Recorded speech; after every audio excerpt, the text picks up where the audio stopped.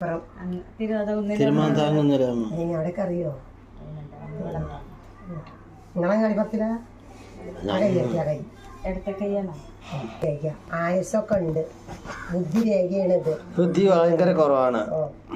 ഇത് അന്ന രേഖയാണ്. ബുദ്ധിന്ന് അഞ്ചോടം പറഞ്ഞു കൊടുക്കാൻ നല്ല കേമത്തിയാ. അവനാന്റെ കാര്യത്തിന് പോകണം. മുതല് ചോദിച്ചു പോയ കല്യാണമല്ല, സ്നേഹം കണ്ടിട്ട് കല്യാണം കഴിച്ചതാ. മുതലിനൊന്നും ഞമ്മക്ക് ആഗ്രഹമില്ല കേട്ടോ. നമുക്ക് കുറേ സ്വത്ത് വേണം, മുതല് വേണം എന്നൊന്നുമില്ല. മുഖം പുഞ്ചിരിയാ, ഹൃദയം വേദന, വസ്ത്രാലങ്കാരിയ. എത്ര വസ്ത്രം കിട്ടിയാലും 100 കുറ്റം പറഞ്ഞിട്ട് രാത്രി എടുക്കും കേട്ടോ. കണ്ണ് ബ്രാക്ക് കരിങ്കണ്ണൊക്കെ കിട്ടിയിട്ടുണ്ട്, കുട്ടിക്കണ്ണൊക്കെ കിട്ടിയിട്ടുണ്ട്. എവിടെ പോയാലും സീറ്റ് ഉണ്ട്. ഗവൺമെന്റ് ജോലി കിട്ടേണ്ട മോളാ. ഇന്ന് ജോലി കിട്ടേണ്ട വെച്ചാൽ ടീച്ചറാവേണ്ട ജോലിയൊക്കെ കയ്യിലാക്കേണ്ടതാണ് കേട്ടോ. ടീച്ചറാവേണ്ട ജോലിയൊക്കെ ഉണ്ട്. ആർക്കും കൊടുക്കും. സ്നേഹിച്ചാലോ നമ്മൾ കഴുത്ത് വരെ സ്നേഹിക്കും. ദേഷ്യം വന്നാൽ നമ്മളെ പിടിച്ചാൽ കിട്ടില്ല. ഒരു ഉറുപ്പ് നമ്മുടെ കൈ കൊണ്ട് അങ്ങനെ ഇങ്ങനെ ഒരാൾക്കും കിട്ടില്ല. കയ്യാണ് അങ്ങനെ ഇങ്ങനെ ചിലവാക്കില്ല. വേണ്ടോടത്തേക്ക് നമ്മൾ ചിലവാക്കും, അല്ലാത്തടത്തേക്ക് നമ്മൾ ചിലവാക്കില്ല. 4 മക്കൾക്ക് രേഖയുണ്ട്. 4 മക്കളെ കൊണ്ട് കിട്ടേണ്ട 1 കൊണ്ട് കിട്ടിയാൽ മതി. 3 മക്കൾക്ക് 1 കൊണ്ട് എനിക്ക് കിട്ടിയാൽ മതി കേട്ടാ. മൂത്ത കുട്ടി ആൺകുട്ടി കളിച്ചാൽ 3 രക്ഷപ്പെട്ടു കേട്ടാ.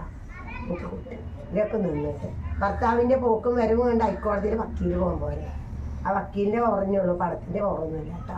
പണം ഇന്ന് വരും, നാളെ പോകും. അത്രേ വക്കീൽ കണക്കാക്കിയിട്ടുള്ളൂ കേട്ടോ. ഇതൊക്കെ നിന്ന് വീട്ടിൽ കയറി വന്നാൽ വെറുതെ തിക്കും തിരക്കൊക്കെ ഉണ്ടാക്കും.